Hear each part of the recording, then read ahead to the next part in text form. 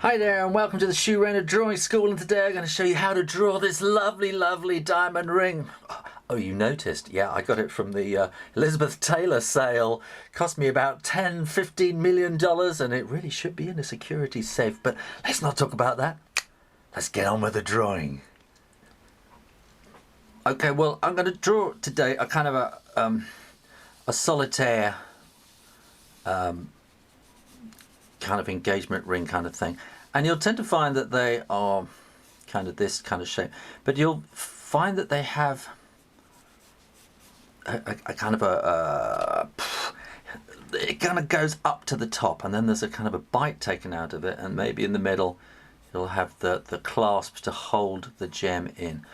And the reason that is because you need to get light coming in from all angles to the to the diamond to make it sparkle. So so what you're going to get, let me move that, I'm going let me do another. So what you have is the ring kind of looks like this, and then there's a little bit inside there, and you get these kind of prongs coming out, and this is kind of how a jeweler, if a jeweler isn't actually making them, they might add different gems to it. So they might kind of buy it in like this, and then they put their own gems in, and they're held in with these claws which hold the whole thing, and that lets as much light as possible into the ring. And you might find that this part here is thinner than it is at the back of the ring as well, so it's again letting more light in. Now let's get on and let's draw this properly now. Okay, well, this is my second attempt. This is what I've just finished drawing, and I just wasn't happy with it. So let me just mark the top of the camera frame. Somebody asked me what these little marks are the other day, and it's just the mark. It's just so I know that it's all fits in the frame. So what we need to do is to start with an ellipse. Okay, and that kind of feels about right. So that's going to be the inside of the ring. It's going to be that part there, okay, that your finger goes through, and it's just not quite there. We are. And then we're going to want a kind of a thickness to that ring. I'm going to have this coming in kind of at that angle. Alright, yeah. So there'll be this kind of thickness to the ring, and I'm still not happy with this, so I'm going to turn the paper over and I don't know, I'm just going to start again. I'm not going to bother editing, just so you can see see my thought processes. I think that was the angle was too leaning over. I just wasn't happy with that. So I'm going to start with a much more flatter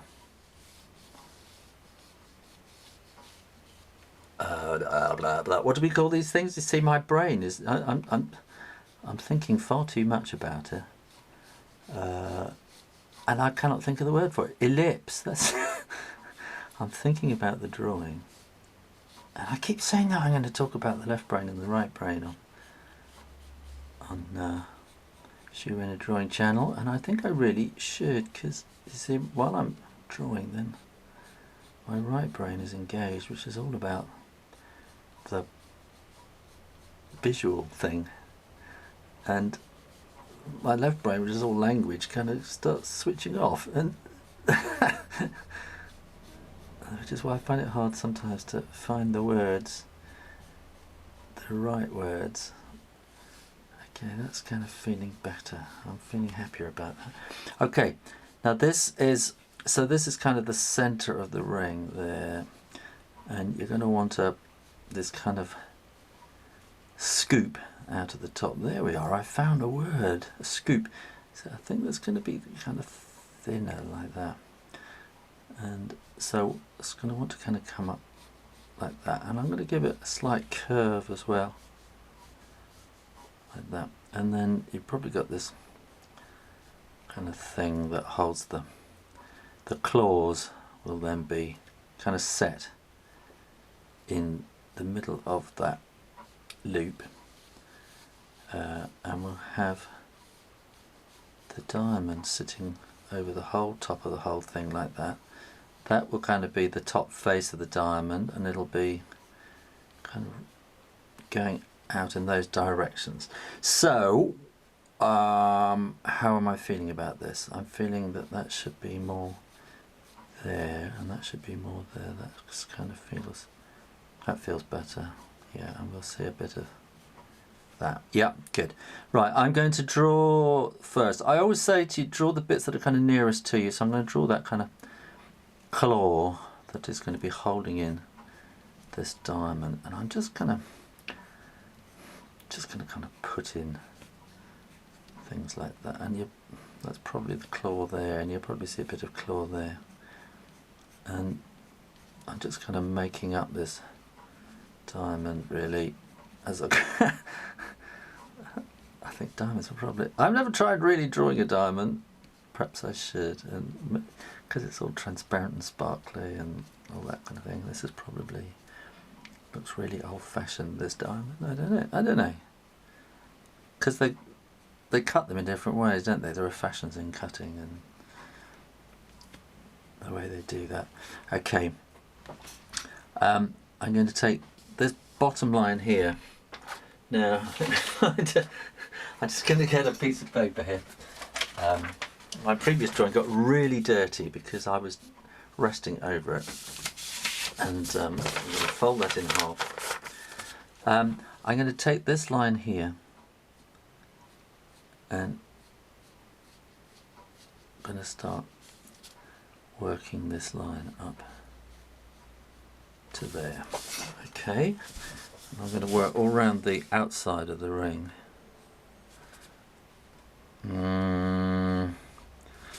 That's a slight strange angle there because I'm kind of stuck. I can't move the paper around because of the way the camera's all set up. Normally I would kind of move around the paper to a different angle so that I'm using, you want to be able to use the way that your hand moves, but I can't really at the moment. I think I need to work out a new kind of camera rostrum system where I can rotate. I should have a rotating board or something. That would be exciting. Now I'm going to take this curve, which is the inside of the ring,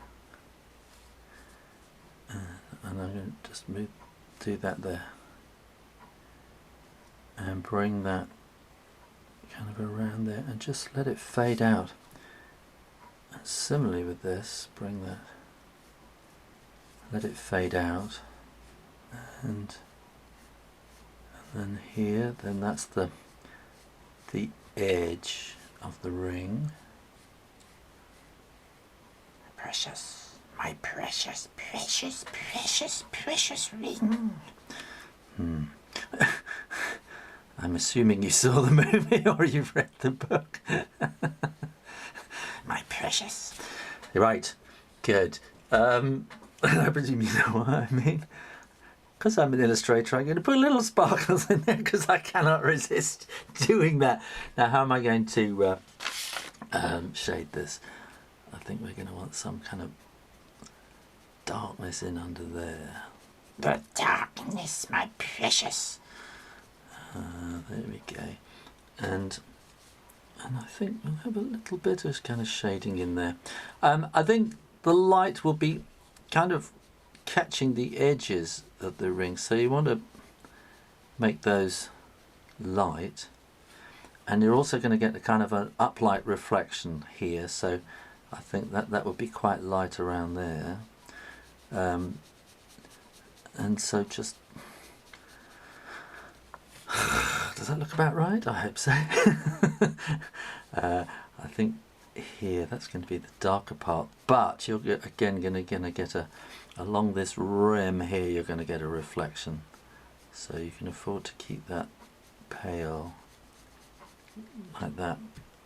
And again here I think you're going to get an uplight reflection, so it doesn't want to be too dark here, but enough darkness to give contrast against the side like that. And again you might want to kind of keep it light around the edge there, and then you might get one of those kind of really dark kind of shadowy reflections that you do, and maybe another one there.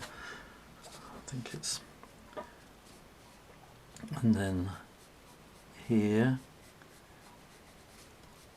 you want to leave a kind of a little line of white there as a highlight, and take it down, but again you want to kind of highlight on the bottom as well.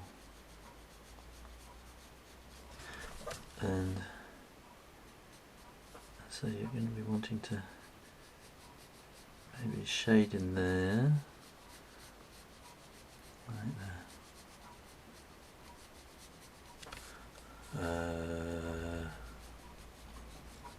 It'd be so much easier if I had a ring to look at.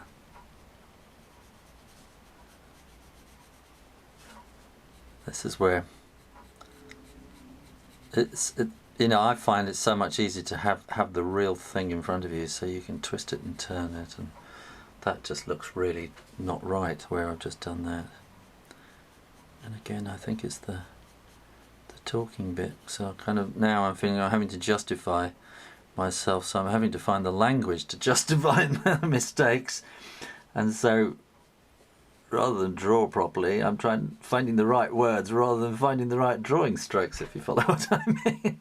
It's a weird thing, drawing and talking, because obviously, you know, if I was not doing this in front of a camera, I would be in total silence and complete concentration about the drawing. And I think you're just going to get kind of random things like that. There we go, that's not looking too bad. I'm going to put a little bit of shadow coming. Just starts dark and then fades away like that. And I think this might just help add a bit of life to it by having that just fading away to make that a bit darker there, and then fade to nothing. And then if I can be really careful and erase some of those bits, and I don't know if I can get it. I'll tell you what I'm going to do. If I can find, I can't find it. Yeah, yes, I can find it. There we are. This is my trusty Swan Morton scalpel, which I've been using since I was about 16, cutting up dogfish in biology lessons. It's stayed with me all these years. I'm going to cut that up just to get that nice and sharp, to get into those little spaces.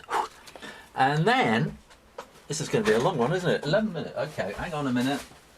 Then, rather than brush away the bits I've erased, I'm going to get a nice big, with my hand, which will then make it look, smudge it all again, won't it?